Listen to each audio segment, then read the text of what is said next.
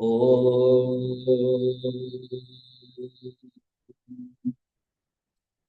ओम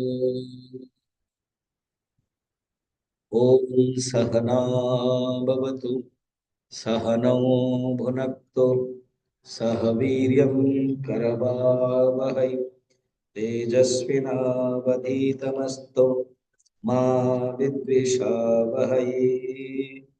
ओम शांति शांति शांति। गुरुर्ब्रह्मा गुरुर्विष्णु गुरुर्देवो महेश्वरः गुरुरेव परं ब्रह्म तस्मै श्री गुरवे नमः।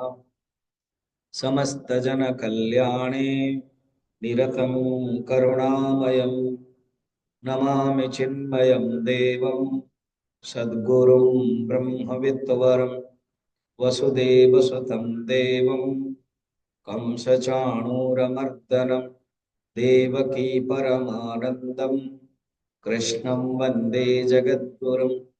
यं ब्रह्मा वरुणेन्द्र रुद्रमरुतः स्तुन्वन्ति दिव्यैस्तवैः यं प्रव्रजन्तमनुपेतमपेतकृत्यं द्वैपायनो विरह कातरवाजुहाव पुत्रेति तन्मयतया तरवोऽभिनेदुः तं सर्वभूतहृदयं मुनिमानतोऽस्मि। निगमकल्पतरुर्गलितं फलं सुखमुखात् अमृतद्रवसंयुतं पिबत भागवतं रसमालयं रसिका भुवि भावुकाः। बरहापीडं नटवरवपुः कर्णयो कर्णिकारं बिभ्रतवासो कनककपिशं वैजयन्तीं च मालं वेणोरन्ध्रामृतकसुदय पूरयन् गोपवृन्दैः वृन्दारण्यं स्वपदरमणं राविशत गीतकीर्तिः। सच्चिदानंद घन विग्रह लीला पुरुषोत्तम भगवान श्री कृष्ण के चरण में प्रणाम पूर्वक जगत जननी माता राधा रानी के चरण बंदन। परम गुरुदेव पंडित मनोहर, पंडित रूपेश, यजमान अश्विनी, ज्योत्सना, उनकी माताजी, पिताजी, समस्त परिवार के जो लोग हैं प्राय लगभग सब आ गए हैं, और चिन्मय मिशन के भक्त वृंद अखिल और जयप्रकाश, शिवार्चन आदि। सप्तम दिवस है। भागवत के सुखदेव जी महाराज परीक्षित को बता रहे। दशम स्कंद जो भगवान कृष्ण की दो प्रकार की लीला, मुख्यतः भागवत का अर्थ एक भगवान कृष्ण की लीला है। जो आज ही आए हैं उनके लिए थोड़ा सा मैं रिकैप कर लेता हूं। भगवान कृष्ण के जो लीला है वो 125 साल लीला की। जन्म होते ही व्रज में चले गए और 5 साल वहां व्रज लीला है। उतना बत्सासुर आदि जो लीला की, तृणावर्त, उसमें कोई भी अस्त्र प्रयोग नहीं किया। किसी को ऐसे मार दिया, किसी को वो कर दिया, स्तन पी लिया, दूध, तृणावर्त को टच किया, सकटासुर को। अर्थ क्या है, क्यों अस्त्र प्रयोग नहीं किया? भगवान के माधुर्य लीला है,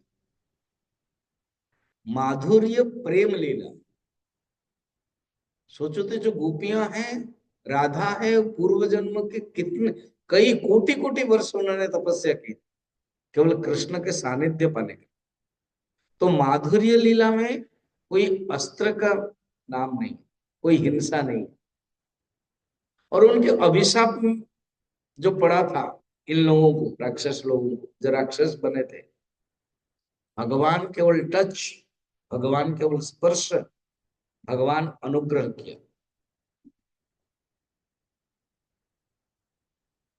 फिर भगवान आए कहा? वृंदावन से वृंदावन आए। वृंदावन में और भी लीला किया। गोवर्धन आदि लीला, रासलीला, चीरहरण आदि।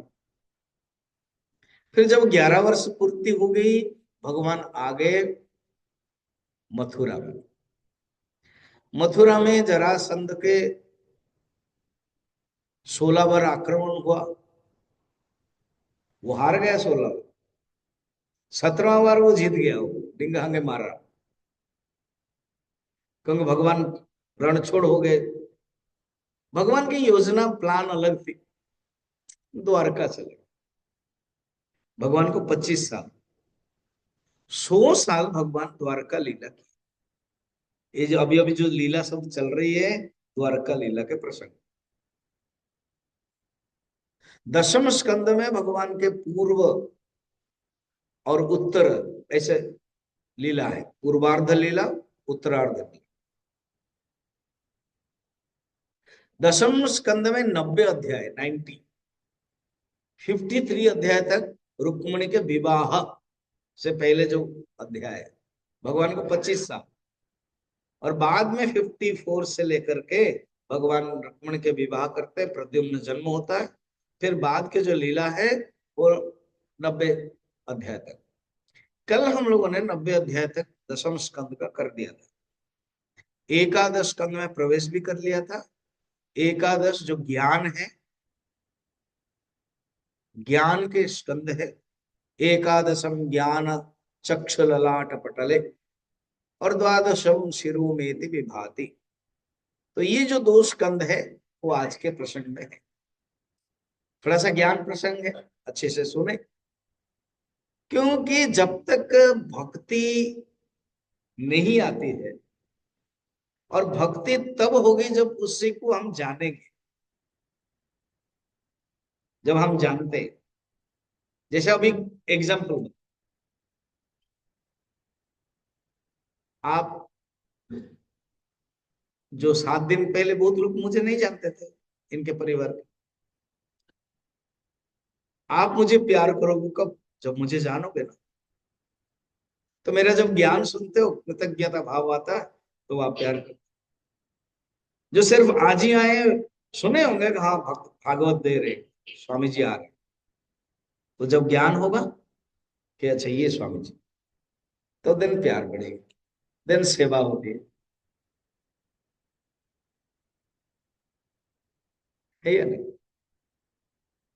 तो भगवान के साथ संबंध होता है। आज ना हमारे पूर्वतन डीआईजी उदय जी के कारण मैं जेल में टॉक देने के लिए गया था। ऐसे तो 2500 है लेडीज शो और 2400, मगर 250 लोगों को बैठाया गया था, एक हॉल है, मैं वही दे रहा था। भगवान से कनेक्ट करो, मैंने जो रीवा वालों को सबको भेजा है, आप सुन लेना, 40 मिनट का एग्जाम। जो भगवान से कनेक्ट करना है, यही भक्ति। और भगवान से कनेक्ट कब होगी? जब हम भगवान को जानेंगे, जब हम भगवान के साथ प्यार हो।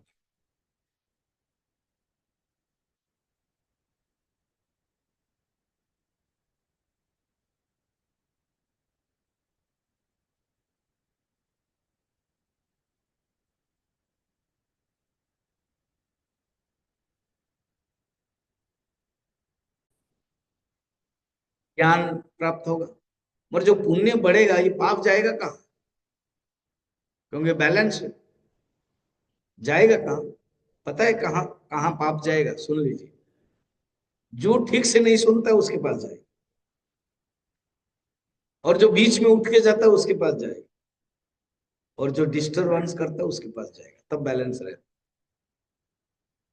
इसीलिए कथा में पुण्य के लिए आते हैं। यही तो विदुर मैत्रेय प्रसंग में प्रश्न पूछते हैं, मनुष्य कोई भी कर्म करता है सुख के लिए, और सुख नहीं प्राप्त करता है, दुख प्राप्त करता है। और अजामिल के प्रसंग में यही बताया कि मनुष्य पाप करता है, पाप को मिटाने के लिए पुण्य करता है, मगर फिर पाप कर लेता है। इसके लिए उपाय क्या है ना, ओनली कथा कथा कथा, नाम नाम नाम।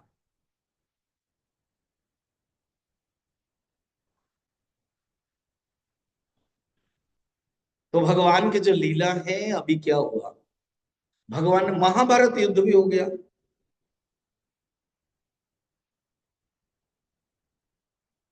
लाख लाख जो दुष्प्रवृत्ति लोग हैं, वो पांडव के माध्यम से, अर्जुन के माध्यम से, सुदर्शन चक्र के माध्यम से सब चले गए।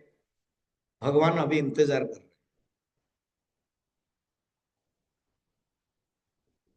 उनके पिताजी वसुदेव और देवकी भगवान की लीला बचपन से ही देख रहे। नंद बाबा तो देखा ही था लीला, छोटा सा बच्चा है, सकटासुर कैसे मरा, तृणावर्त कैसे मरा, गुरु गर्गाचार्य ने कहा था। बाद में पता चला था ये तो भगवान है, वसुदेव के पुत्र बनकर के आए। मेरा कुछ पुण्य था जो कि 11 साल मेरे पास रहे। उन्होंने भगवान की महिमा जानी, वसुदेव और देवकी ने भी जाना। तो बाद में पूछा कि कृष्ण तुमको भगवान कहते हैं। भगवान ने ब्रह्म ज्ञान उपदेश दे दिया। और नारद जी जब जब आते थे, नारद जी तो बीच बीच में आते थे द्वारका, तो नारद जी को उन्होंने प्रश्न पूछा। ये एकादश स्कंद में प्रारंभ है। उसके पहले क्या हुआ, मैंने कल बताया था कि साधु संत को अपमान किया। सांब जो है, जाम्बवती के बेटे, उसको नारी वेश करवाया, पेट में कपड़ा लगाया, पेट बड़ा किया और पूछा कि ये जो द्वारका की एक बहू है, उसका बेटा होगा कि बेटी होगी। दुर्वासा ऋषि ने अभिशाप दे दिया, ना बेटा होगा ना बेटी होगी, एक लोहे का मुसल निकलेगा और बस वो कुल ध्वंस करेगा। भगवान ने कहा था, कल के घटना में, नृग राजा के घटना में बताया था, पुत्रों को शिक्षा दिया कि कभी भी ब्राह्मणों को अपमान मत करना। भूल गए। इस कथा से पता है क्या है, मैं भी यहाँ पर जब जेल में आज कहा, कथा के बाद मैं बोलता था, मुझे इन लोगों ने फूल माला लगा और 5-6 दिया था। तो मैंने पहले बताया अच्छे से सुनना, मैं प्रश्न पूछूंगा और ये मैं फूल माला आपको लगाऊंगा। तो लोग सुन रहे थे, मैं प्रश्न, हर कहानी से कुछ सीखना है। अलग अलग कहानी मैंने बताया, उसके में कुछ सीखना है। तो जो जो बोलते थे मैं वो फूल माला दिया। तो यहाँ पर भी भगवान ने, कृष्ण ने बच्चों को पढ़ाया, और सीखना क्या है इस कहानी से ये भी बताया था, अपमान मत करना। और फिर करने लगे। भगवान को पता था कि इसी बहाने, 3-3 अभिशाप था। ये एक अभिशाप, उपमन्यु करके एक साधु थे, ऋषि थे, उन्होंने भी अभिशाप दिया। तुम भगवान है, सर्वसमर्थ है, तुम्हारे रहते रहते ये सब कौरव और पांडव का युद्ध कैसे हो गया? तुम चाहते तो युद्ध तो न होता, इसलिए तुम्हारे रहते रहते तुम्हारे ही वंश के नष्ट हो जाएंगे। भगवान का तथास्तु। फिर गांधारी ने भी अभिशाप दिया था।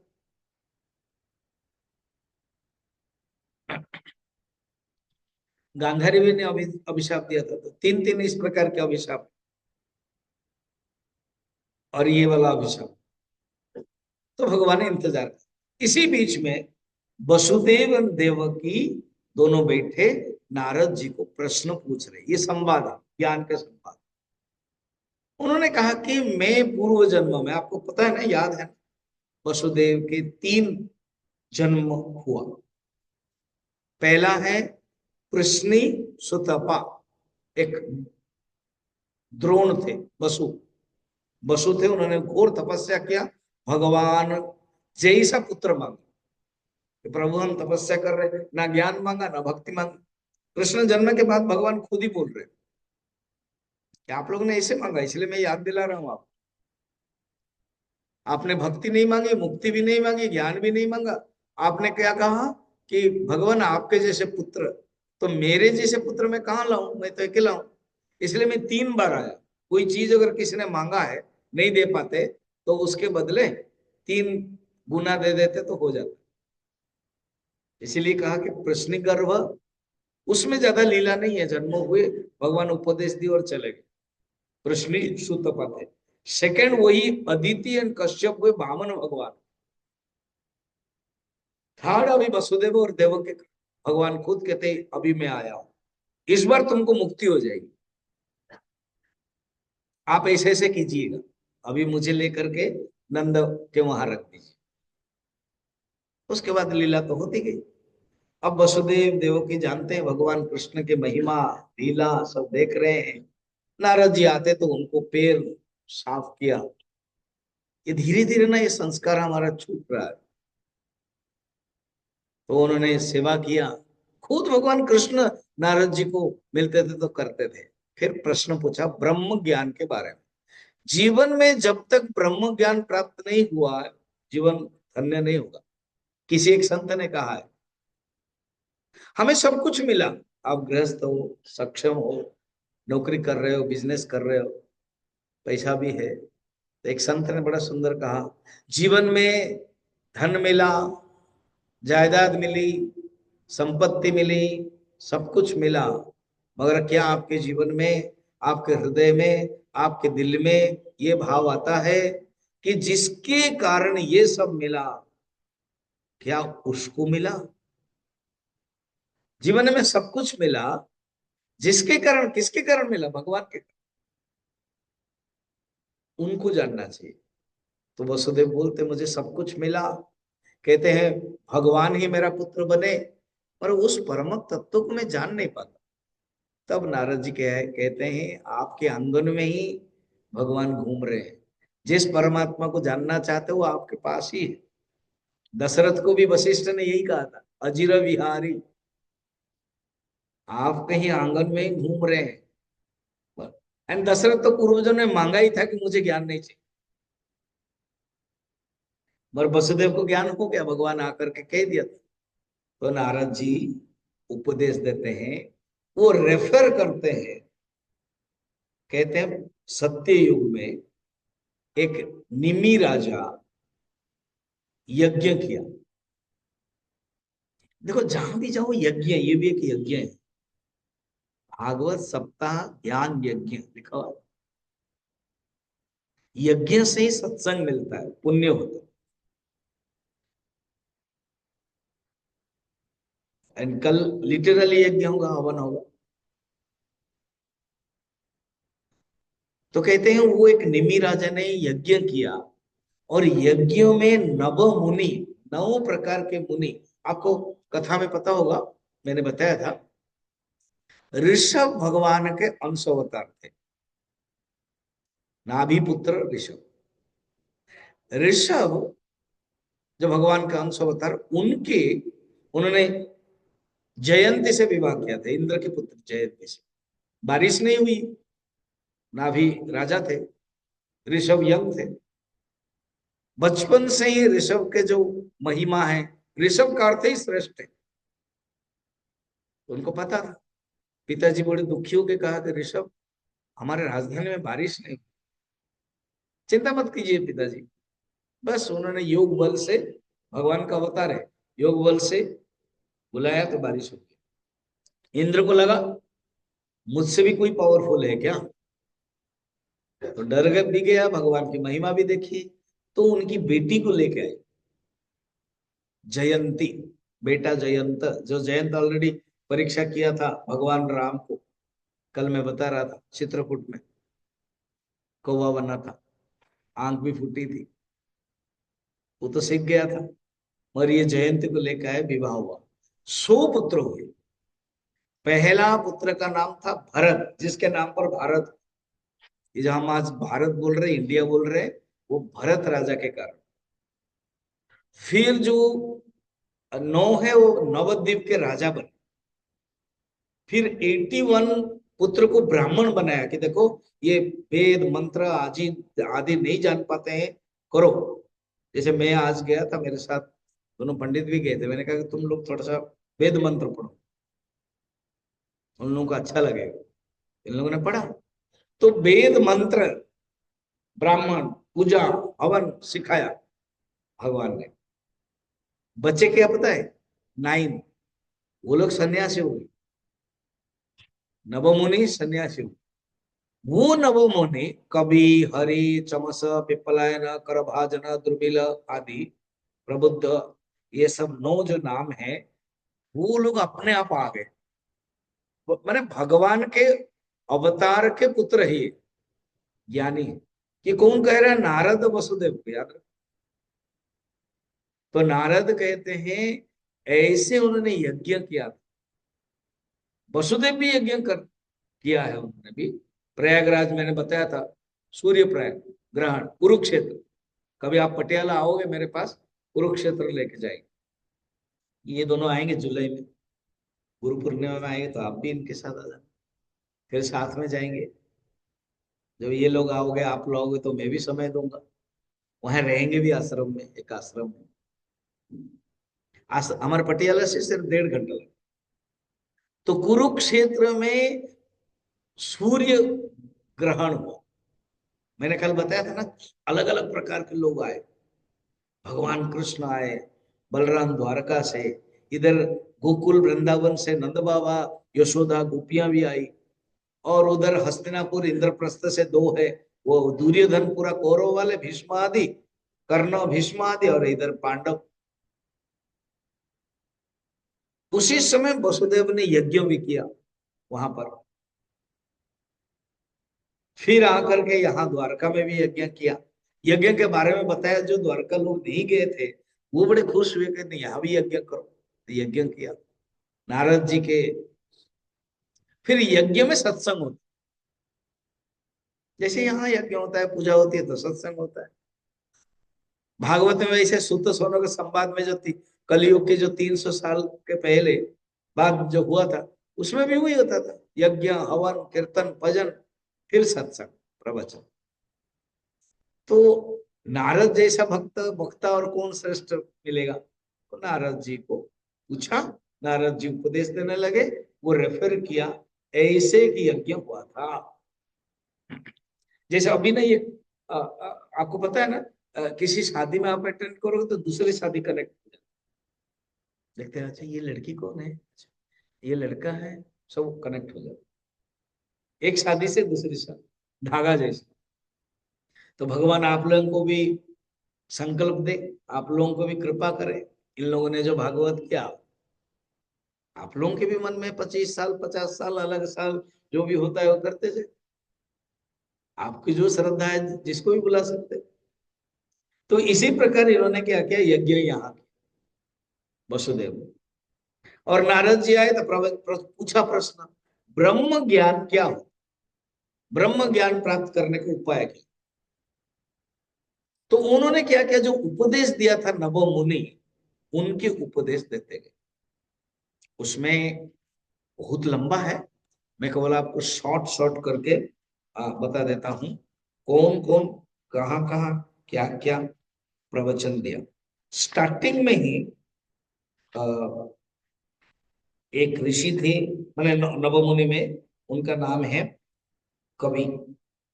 उन्होंने प्रवचन दिया, और बहुत ही प्रसिद्ध श्लोक, बहुत लोगों को याद होगा ये। कायेन वाचा मनसेन्द्रियैर्वा बुद्ध्यात्मना वा प्रकृते स्वभावात् करोमि यद्यत् सकलं परस्मै नारायणायेति समर्पयामि। ये इसको बोलते हैं भागवत धर्म।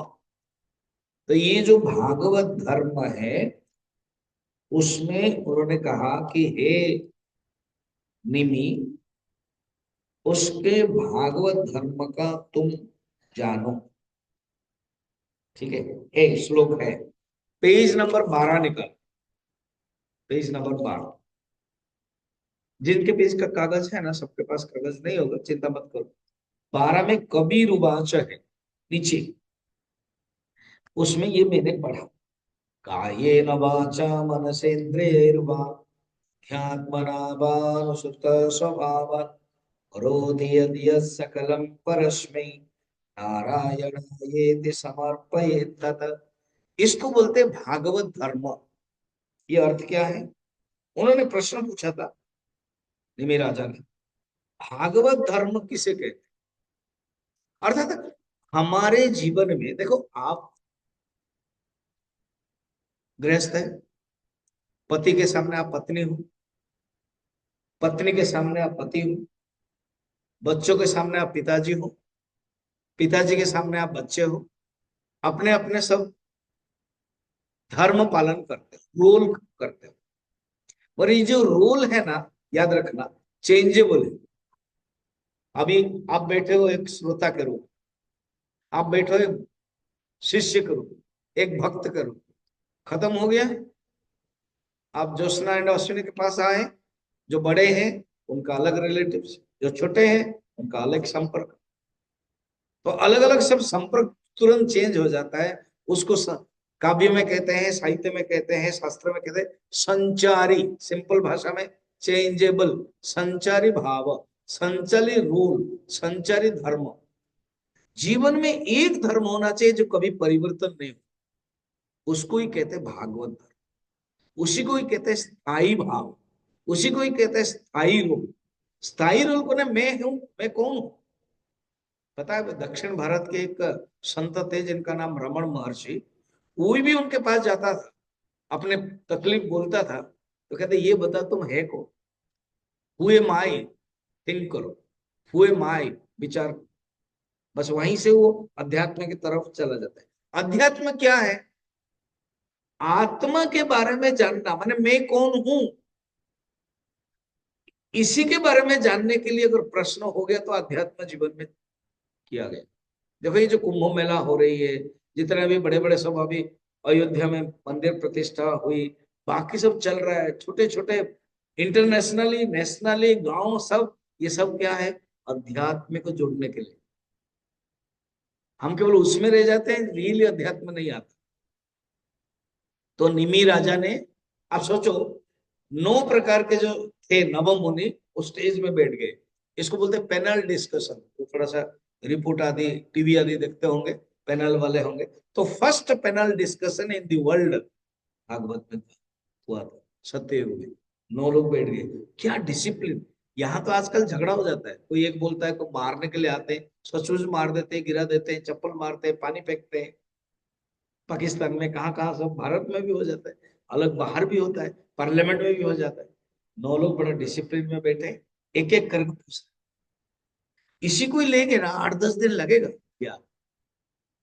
एक ही, एक आदमी एक अध्याय में बोलते हैं, कोई कोई 2-3 अध्याय। क्यों? अभी मैं डिटेल पढ़ा इसलिए बड़ा इंटरेस्टिंग लगा। आपको जितना जरूरत है मैं बता दूं।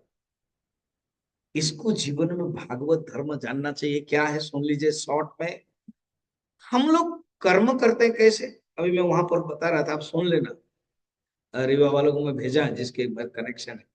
भगवान ने हमें 3 भेजा है, पूज्य गुरुदेव बार बार बोलते थे, शरीर, मन, बुद्धि, बॉडी, माइंड, इंटेलेक्ट। देखो यहां पर कहते हैं कायेन वाचा, काय माने शरीर, शरीर के द्वारा कर्म करते करते। तो जब शरीर के द्वारा कर्म करते हैं, हमारे अंदर एक अहंकार आता है, मैं करूं, बस ये गलती। ये भागवत धर्म नहीं है, ये राक्षस धर्म हो जाता है। तो कहते भागवत धर्म क्या है? शरीर के द्वारा जब कर्म करते, भगवान ही कर्म कराते, मैं केवल निमित्त मात्र हूं, ना हम करता, हरि करता। ये भागवत, मैं केवल एक इंस्ट्रूमेंट हूं। शरीर, कायन वाचा, कुछ भी आप बोलते हो ना, वाणी, ऐसे बोलना चाहिए कि दूसरे को, कबीरदास जी कहते ना, वाणी ऐसे बोलिए, ऐसे वाणी बोला जाए कि दूसरे को दुख न हो।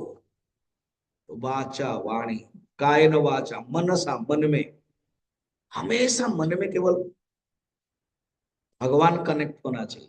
कायन वाचा मन से, इंद्रिय, हमारे जो 5 इंद्रिय, 5 कर्मेंद्रिय आदि है, अनुसरण स्वभाव, जो भी मनुष्य करता है केवल भगवान को समर्पण करके करता है।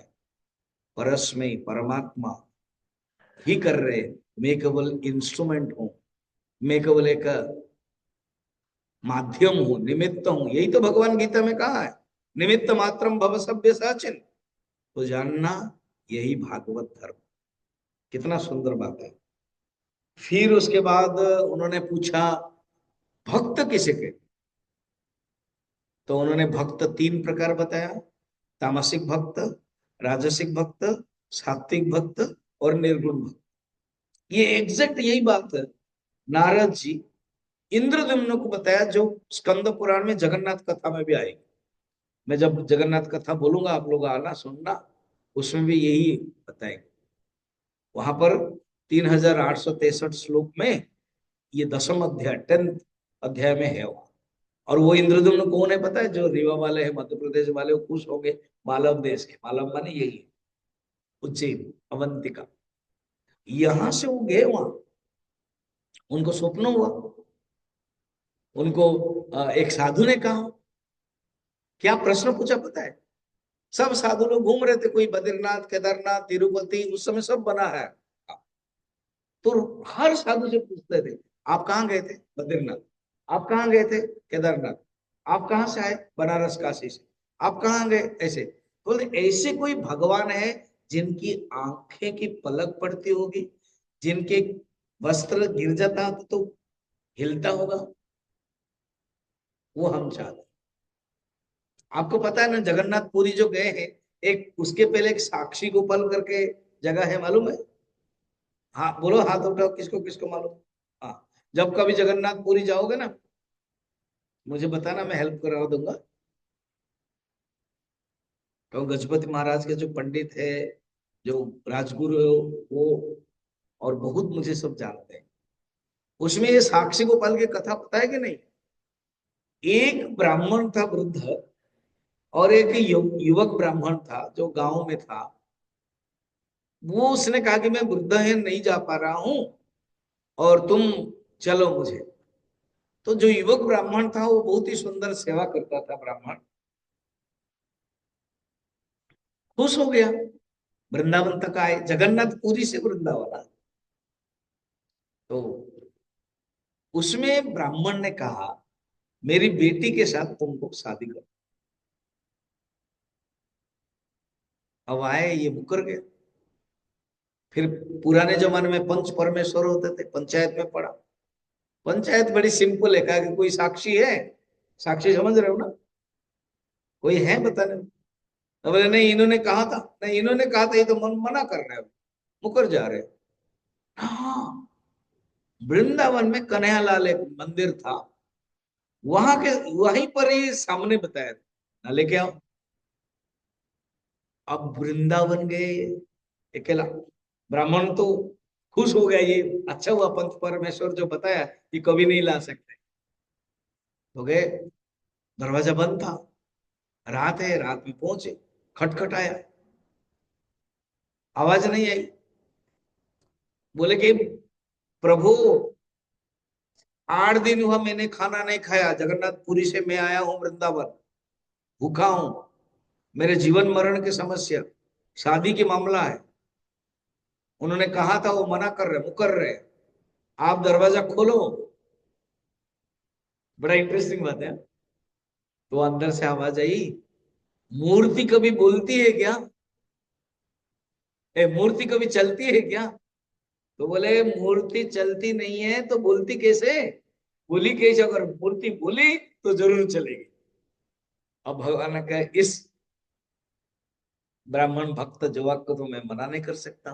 भगवान ने कहा कि ठीक है, तुम्हारे पास कुछ पैसा है ना? ना मुझे माखन मिश्री देना पड़ेगा, बीच बीच में मैं खाऊंगा, भोग दोगे ना, वो मैं कर दूंगा।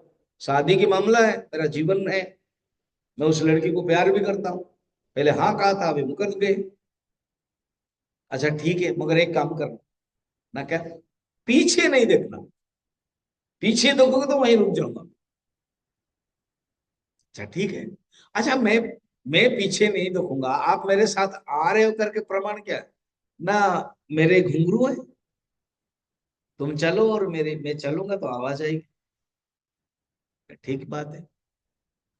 अब क्या हुआ, वृंदावन से आ रहे, क्या भक्ति भाव है, वो भी भक्ति भाव में भगवान आ रहे, आवाज भी आ रही, भगवान को रुकते हैं और खिला भी देते हैं, खुश है भगवान, चल रहे हैं।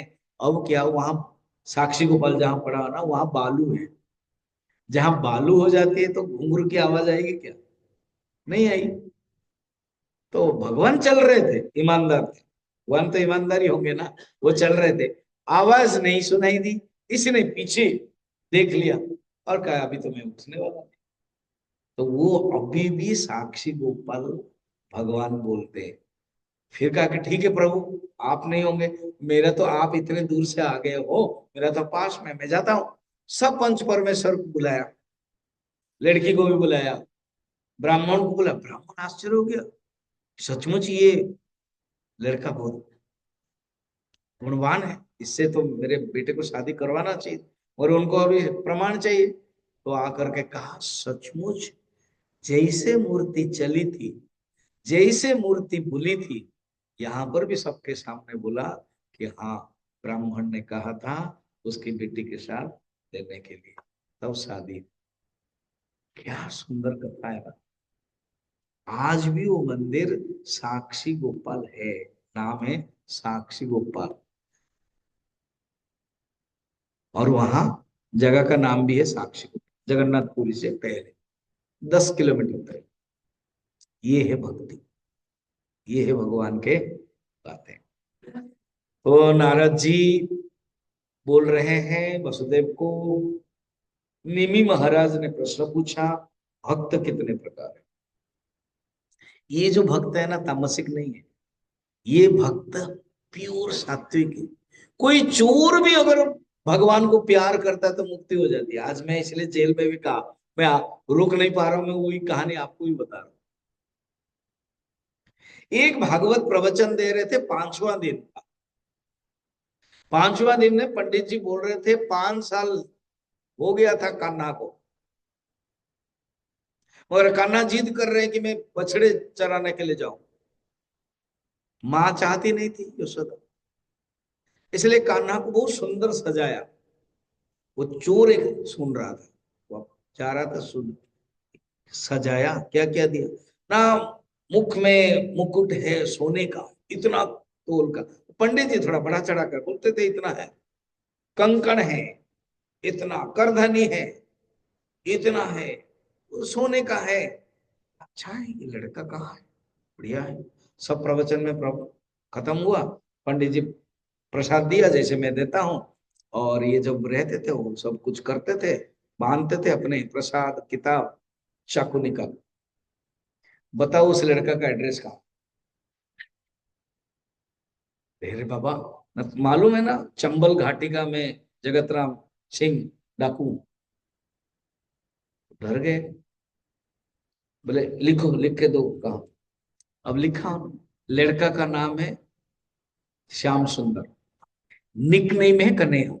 निक नेम मालूम है ना, रेणु जैसे है निक नेम, जोशना घर का नाम, ऐसे कान्हा का भी है निक नेम। श्याम सुंदर, गोविंद, गोपाल बहुत नाम है, तो इनको श्याम सुंदर अच्छा लगता था। जैसे माधवानंद मेरा नाम है, तो मेरे गुरुजी जानबूझ के माधव दिया। कहा भी उन्होंने, जिस दिन सन्यास मिला, तुम भागवत बोलते हो, भागवत के प्रति तुम्हारा प्यार है, कृष्ण का नाम है, सरल है बोलने के लिए, इसलिए माधव है। हमारे गुरुजी ने इसे करके दिया। तो उन्होंने श्याम सुंदर निकनेम कन्हैया। और कहाँ रहते, पूछा कहाँ रहते, एड्रेस बताओ ना, वृंदावन में। करता क्या है ये लड़का, ढक्कू पूछ रहा करता क्या है? नहीं, ये गाय चराता है, बछड़े। कब मिलेगा, जब भी जाओ मिलेगा, बुलाओ वहां पर मिल जाएगा। पंडित मगर जान लिया है, ये शायद प्राप्त कर लेगा। पंडित ने क्या किया, एक वाक्य बोल दिया, तुम इसको पकड़ नहीं पाओगे, इसको कोई भी पकड़ नहीं पाता है, इसलिए तुम छू नहीं पाओगे, तो क्या तुम्हारे सोना आदि तुम लोगे, अलंकार। उसने कहा क्या बात कर रहे हो पंडित जी, आपको पता नहीं, 40 साल से मैं बचपन से ही चोरी कर रहा हूँ, कितने राजा को मार दिया, क्या क्या सब कर दिया, अब मैं उसको नहीं पकड़ सकता हूँ, याद रखना ना। क्या, जब तक मैं उसको छुआ नहीं, पानी तक नहीं लूंगा। पंडित ने जान लिया, हो गया इसका जीवन। जीवन में अगर कोई आप जिद्दी करोगे, जीवन में कोई अगर संकल्प करोगे, तो जरूर भगवान मदद करते हैं। पंडित ने जान लिया कि ये प्राप्त कर लेगा, तो कहा कि देखो, वो लड़का पसंद करता है माखन मिश्री। अगर लड़के को तुम पकड़ नहीं पाओगे, बच्चे को माखन मिश्री खिला देते, जैसे खुश हो जाते हैं ना, तो माखन मिश्री रख लेना। अब ये मुझे दिया था बहुत लोगों ने, इसको ले लेना। उसने माखन मिश्र रख लिया। अब जहां चंबल घाटी हो व जहां हो वहां से चल पड़ा। कुछ दिन के बाद वृंदावन में पहुंच गया। लोगों को पूछा, याद करो मैं अजामिल की कथा भी बोला था। अजामिल कानपुर से चलता गया, पूछा हरिद्वार कहाँ है, पहुंच गया। ऐसे ही पूछा वृंदावन कहाँ है, ना क्यों जा रहे हो, श्याम सुंदर से मिलना है। परम भक्त है। कोई लोग गांव में उसको खाना भी देते थे। केवल इतना है तो देखो कनेक्ट शुरू हो गया। भावना क्या है, चोरी। और लोगों को क्या पता है, वो बताता भी नहीं है, जानबूझ कर रखा था चक। सिर्फ काम है वृंदावन जा रहा हूं श्याम सुंदर से मिलने के लिए। लोगों भक्त समझ कर खाना भी दे देते थे, सोने के लिए दे देते, मंदिर कर देते। अच्छा, ये श्याम सुंदर का इतना नाम है, इतना फेमस है वो। अब सचमुच वृंदावन आया, खाना नहीं खाया, भूखा है। उसने कहा जब तक मैं श्याम सुंदर से मिलूंगा नहीं खाऊंगा नहीं। अब पुकारा उसने, श्याम सुंदर। भगवान हाजिर हो। भगवान थोड़ा लीला करना चाहते थे।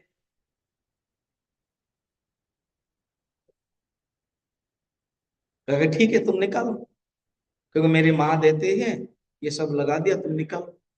भगवान के करधनी लगे, निकालो। नुपुर निकाला, कंकड़ निकाला, एक एक करके निकालता था। फिर कहता नहीं नहीं नहीं नहीं, क्या, जितना सुंदर तुम लगते हो ना, और ये अलंकार तुम्हारे हाथ में, जब निकलते हैं तो खराब लगता है, तो वहीं रहने दो। एक एक करके निकलता था, एक एक करके दे देता था। बस भगवान के साथ टच होने के कारण, भगवान के साथ स्पर्श होने के कारण, और भगवान को ही दे दिया। भगवान ने मौका दिया था कि तुम ले सकते हो, मगर नहीं, तुम्हें ही अच्छा लगता है ये, मेरा जरूरत नहीं। बस भक्त हो गया। ये है विशेष। भगवान से जब कनेक्ट करते हैं ना मन, भगवान चित्त चोर। ये बात निमि महाराज को अलग अलग ऋषि लोग बता रहे हैं, अवतार के बारे में, कर्म के बारे में, संन्यास के बारे में, कर्म और अकर्म के बारे में सब बताया। वसुदेव ने सुना, ज्ञान प्राप्त किया और खुश हो गए। इस प्रकार के ये प्रसंग समापन हुआ। अब क्या है सुनिए। धीरे धीरे द्वारका में अपशकुन होने लगा। धीरे धीरे द्वारका में क्या होने लगा, अलग अलग होने लगा। कोई बारिश नहीं हो रही है, कोई नव गुंजर एक पक्षी है, पशु है, वो आवाज करने लगती है। सब लोगों को लगता है, वो याद है ना कल मैंने कहा था कि वो लोहे का मुसल जो है वो सब सेटिंग हो गया। फिर कृष्ण को पूछा कि ऐसे ऐसे हो रहा है, हम लोगों को क्या करना चाहिए। ना कहा प्रभास क्षेत्र, देखो द्वारका से प्रभास क्षेत्र माने सोमनाथ 4-5 घंटा लगता है अभी गाड़ी में। तो हम कैंप लेके आए हैं, मुझे पता है 5 घंटा लगा। हम सवेरे निकले थे, लंच के समय सोमनाथ में पहुंचे, 4-5 घंटा लगता है। तो उसी समय कहा जाते हैं समुद्र में आए, ये भी समुद्र वो भी समुद्र, नौका में आए। कुछ लोग नौका, कुछ लोग रथ, इस प्रकार। तो प्लान हो गया कि हम लोग तीर्थ करने के लिए जाएंगे प्रभास क्षेत्र, वहां पर हवन करेंगे, यज्ञ करेंगे, दान देंगे। सब लोग आ गए।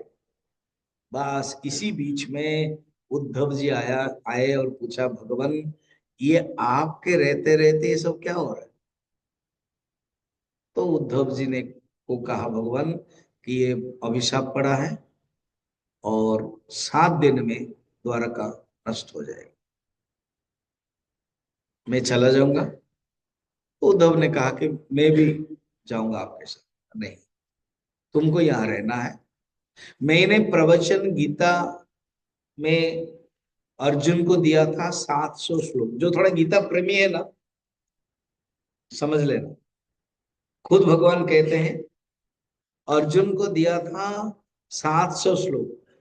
अभी उद्धव को जाता है कितने श्लोक देते हैं, 1040 श्लोक।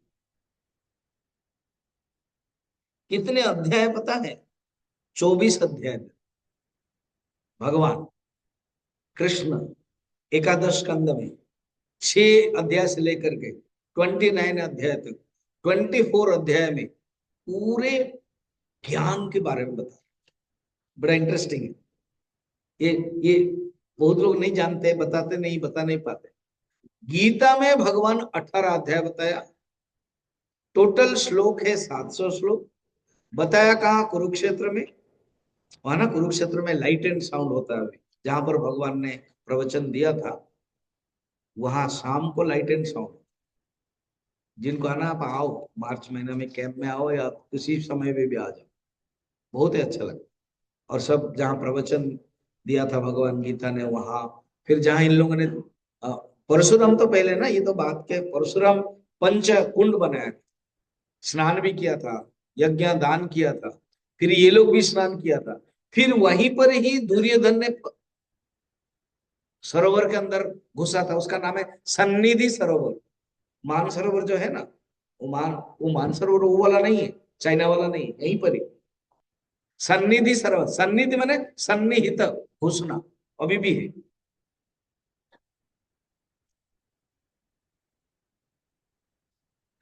तो भगवान वहां प्रवचन दिया था अर्जुन को, 18 अध्याय 700 श्लोक।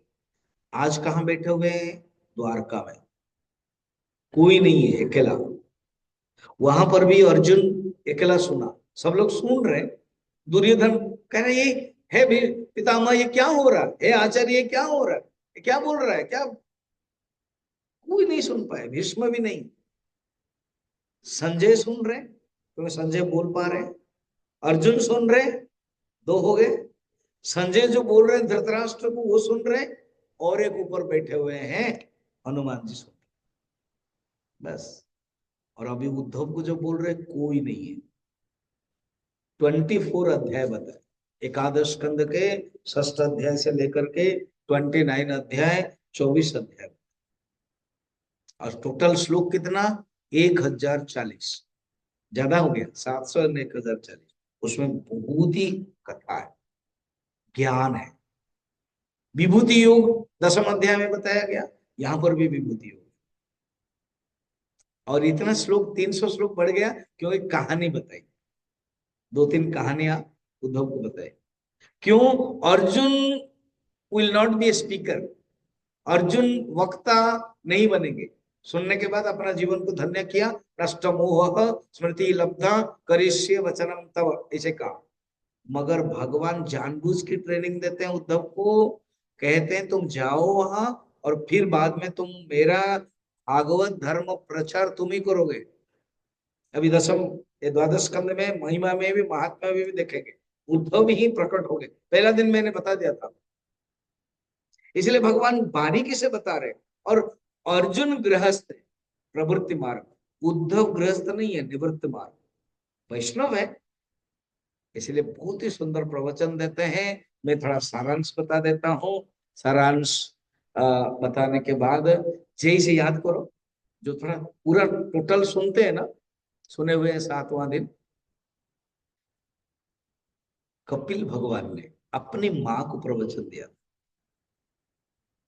जैसे लोग बैठे हैं ना, कपिल भगवान सामने बैठ गए। भगवान की कृपा है, गुरुदेव की कृपा, मैं जब प्रवचन देता ना, मेरी माँ भी। पहले पहले मैं थोड़ा सा यंग था, 21 साल 18 साल कोर्स किया, मैं गया 3 साल कोर्स, 21 साल माँ को लेकर के मैं अपने पास रखा मिशन। सुनते थे, पता है मेरी माँ भी शायद, थोड़ा स्पीड क्यों बोलते हो, धीरे धीरे बोलो, ऐसे।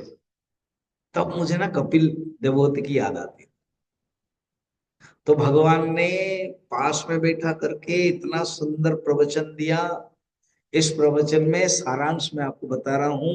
जैसे नारद जी ने रेफर किया निमि और नवमुनि का, कृष्ण ने भी ऐसे रेफर किया कि हमारे ही वंश में एक राजा थे जिनका नाम है जदु राजा, जो अभिशाप मिला था उनके पिताजी।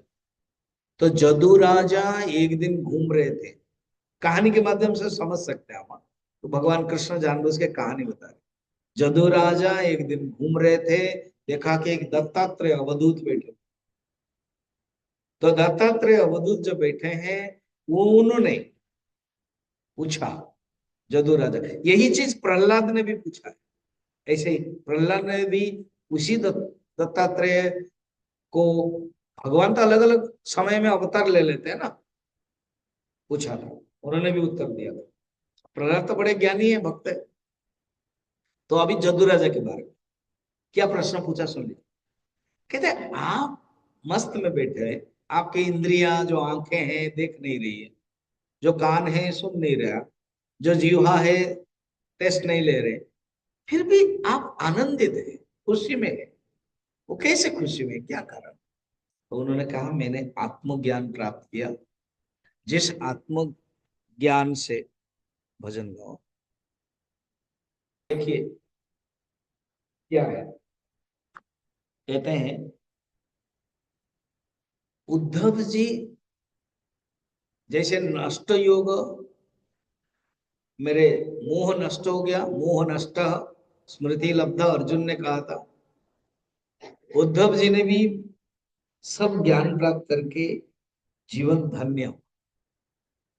अर्जुन भक्त था और अर्जुन के सामने कर्म है, अर्जुन के सामने युद्ध करना है, उसको और मौका नहीं मिला कि वो भावना आने के लिए, और उद्धव के अंदर भावना आ गई।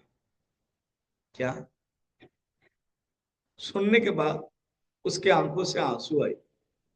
उद्धव जी एक सएव आदर्शित योग मार्ग स्तमक श्लोक वचक निशम्य, आंखों से आंसू आ गई, कुछ बोल नहीं पा रहे, बद्धांजलि, हाथ जोड़ दिया, रुद्ध कंठ, कंठ अवरुद्ध हो गया है, आंखों से आंसू आ गए, वाणी से कुछ बोल नहीं पा रहे, विस्तव्य चित्तम प्रणयावधूर्य, प्रेम वेश से विह्वल हो गए, धैर्य पूर्वक अपने को रोका और अपने को सौभाग्यशाली माना कि मेरा जीवन कितना धन्य है कि मैं डायरेक्ट आपसे ज्ञान प्राप्त किया,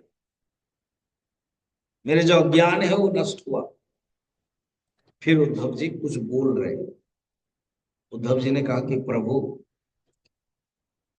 मेरे जो अज्ञान था, मुझे जो माया फंसा दिया था, आपके ज्ञान से मेरे माया नष्ट हुई, आपके सत्संग से चला गया, मेरे लिए कुछ भी चिंता नहीं, अभी मुझे आदेश दीजिए मुझे क्या करना है। आपकी मोहिनी माया मैंने काट दिया, मय्यर्पित मत्यर्पितो मे भवतानुकंपिता कृत्याय विज्ञानमय प्रदीपः हित्वा कृतज्ञस्तव पादमूलम पुण्यत समीयात् शरणं त्वदीयम्। ऐसे कौन होगा जो आपकी कृपा प्राप्त करके, शरण प्राप्त करके दुर्भाग्य रहेगा, वो जीवन में धन्य। प्रभु मुझे आप एक एक आधार दीजिए। आप जब राम थे वनवास, आप चले गए, लक्ष्मण तो आपके पास गए आपके साथ, माता सीता भी, भरत के लिए कितने दुख की बात थी। तो भरत ने मांगा और भरत को भी आपने बता दिया तुम जो मांगोगे मैं दे दूंगा। उस समय देवता लोग भी डर गए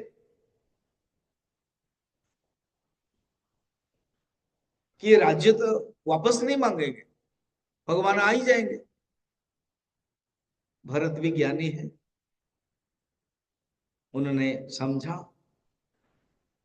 फिर भगवान ने उनको, भरत ने कहा कि प्रभु आप मेरे प्रभु हैं, आप जो उपदेश दोगे, जो आदेश दोगे मैं वही करूं। भगवान राम ने उनको कहा कि 14 साल तुम शासन करो, पिताजी का ये आदेश भी है, माँ का वर है, और मैं 14 साल के बाद आऊं। बस भरत ने दो बातें मांगी, प्रभु इसके लिए मुझे आधार चाहिए आपका पादुका, मैं तो कभी बैठूंगा नहीं, और उस पादुका को रख कर मैं नीचे बैठ करके मैं तपस्या करके राज्य शासन करूंगा। वाल्मीकि रामायण में वर्णन है, दशरथ के समय जितने कोषागार में रहता था उससे ज्यादा रहता था भरत के समय 14 साल में। क्या? क्योंकि इतने त्याग अगर कोई राजा बनेगा, क्या बात है। द्वितीय है, 14 साल जिस दिन होगा, अगर उस दिन आप नहीं आओगे, बस अग्नि में मैं प्रवेश करूंगा, मैं रह नहीं पाऊंगा। इसलिए भगवान आ जाते।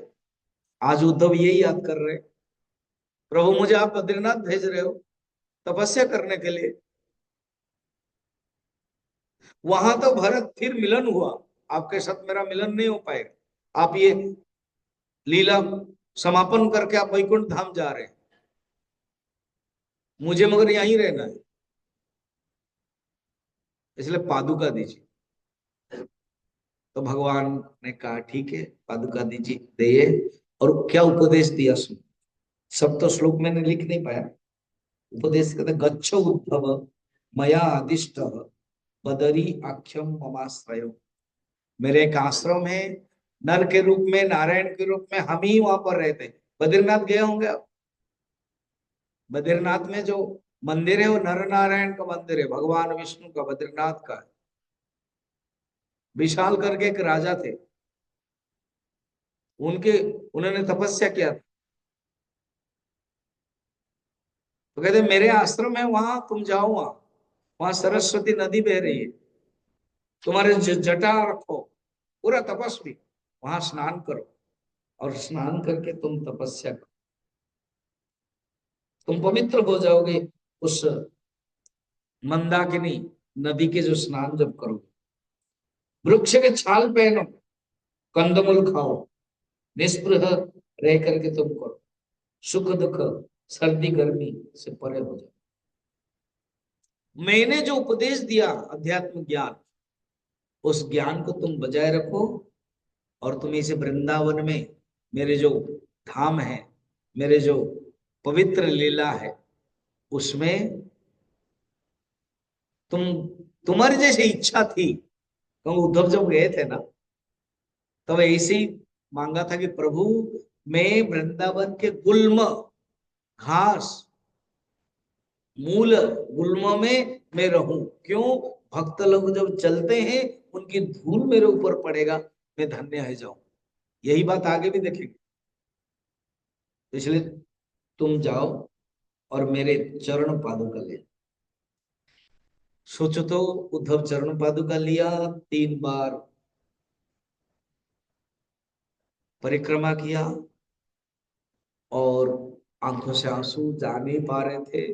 भगवान ने उनको आशीर्वाद दिया, आलिंगन किया।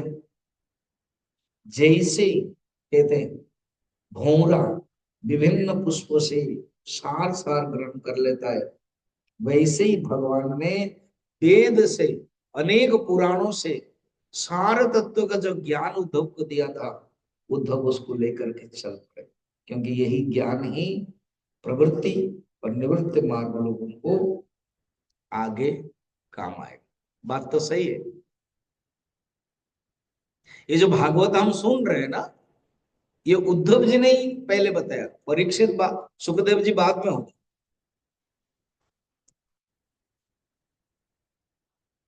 अब उद्धव जी जाके तपस्या किया।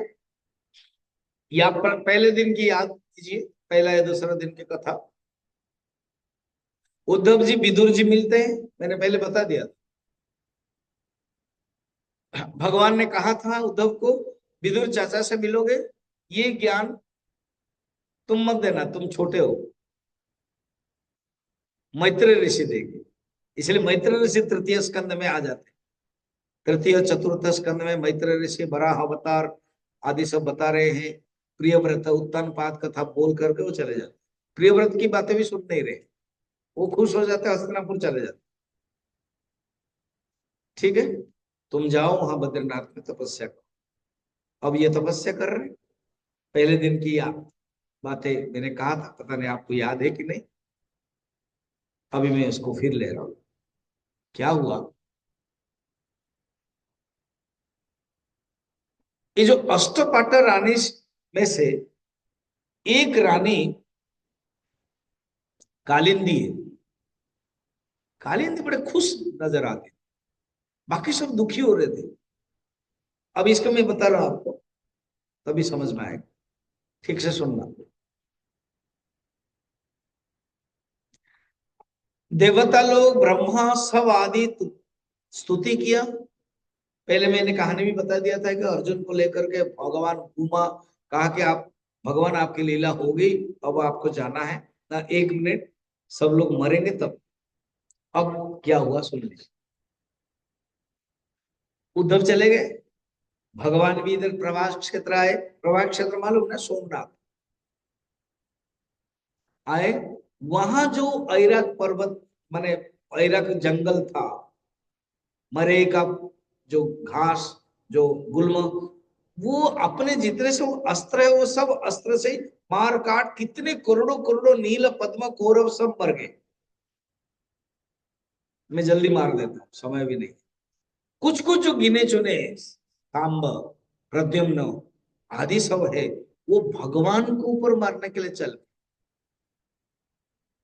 अपने आपस में ही, वो जो बाहर पेड़ से जो निकलता है, कभी जंगल आप घूमे होंगे, कांटा कांटा पेड़ से लगता है कि लाल लाल है, रस है, थोड़ा सा खाओगे पियोगे तो जहरीला होता है, इसलिए नहीं जानते तो करना नहीं चाहिए।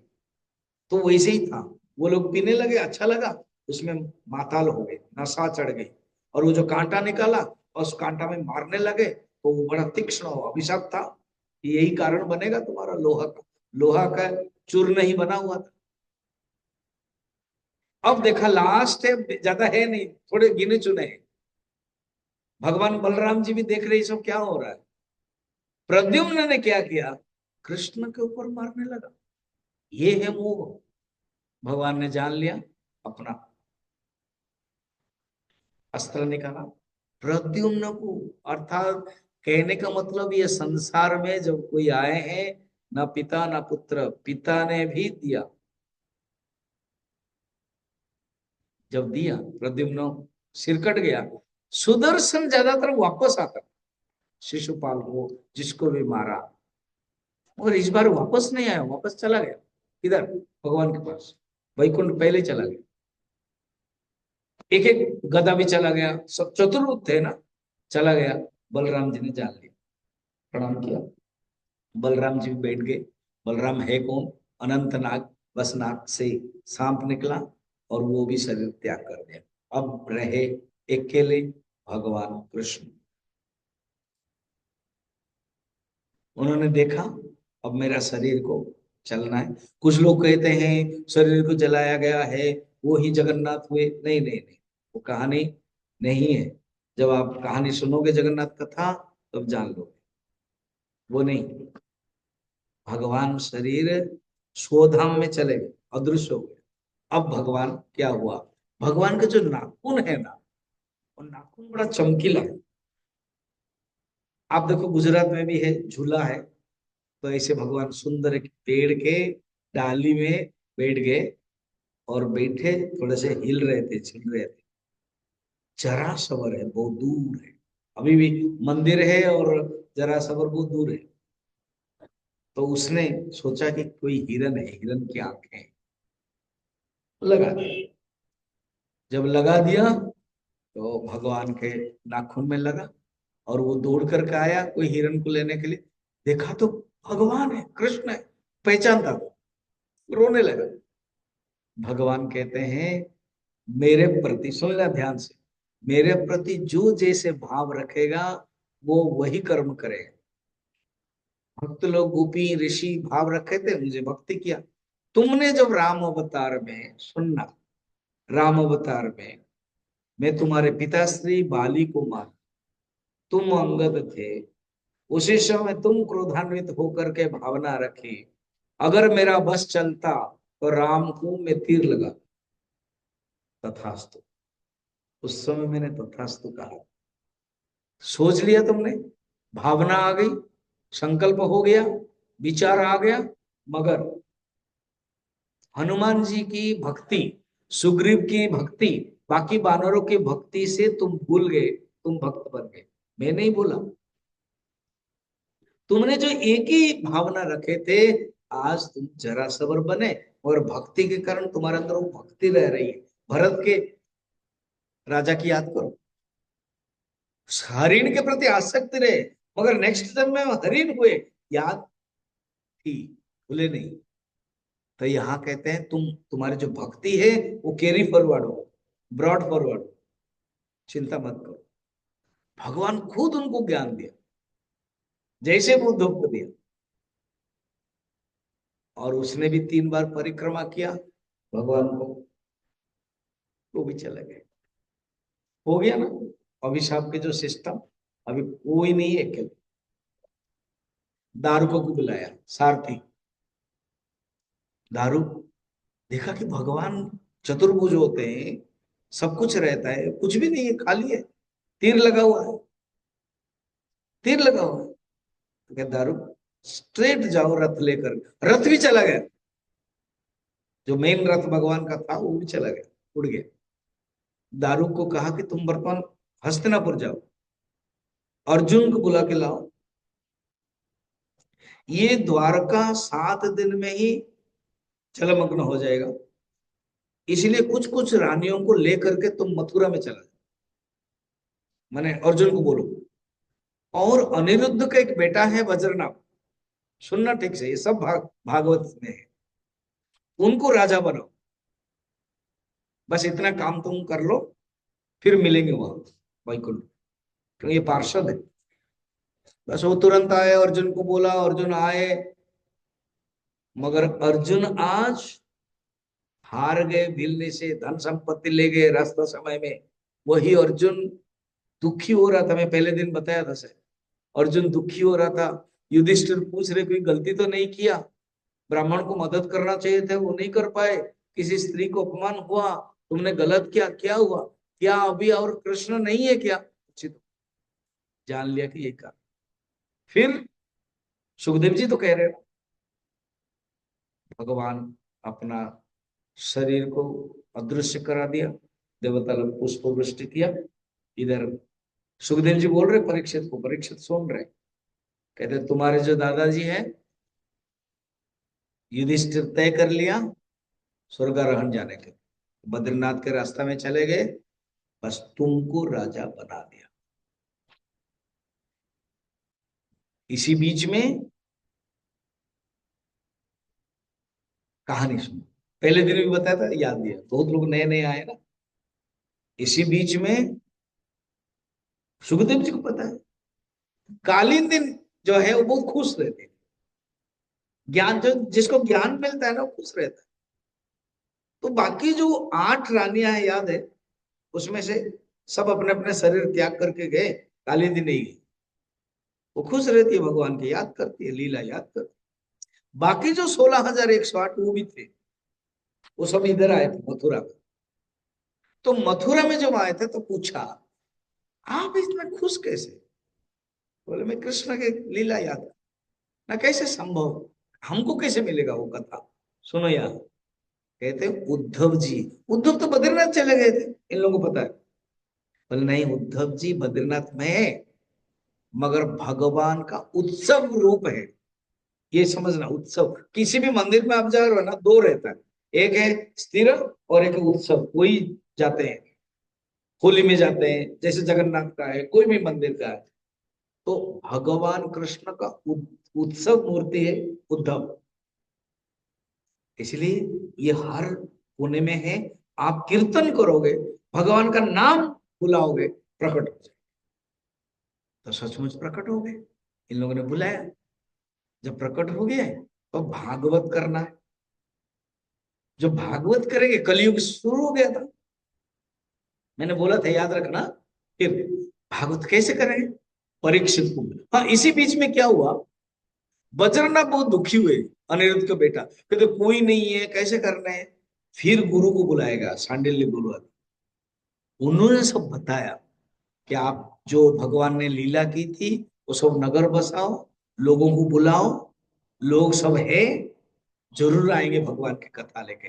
तब मथुरा में और नगर होकर समृद्ध होने लगा, और ये रानियों को चाहिए था भागवत कथा सुनने के लिए।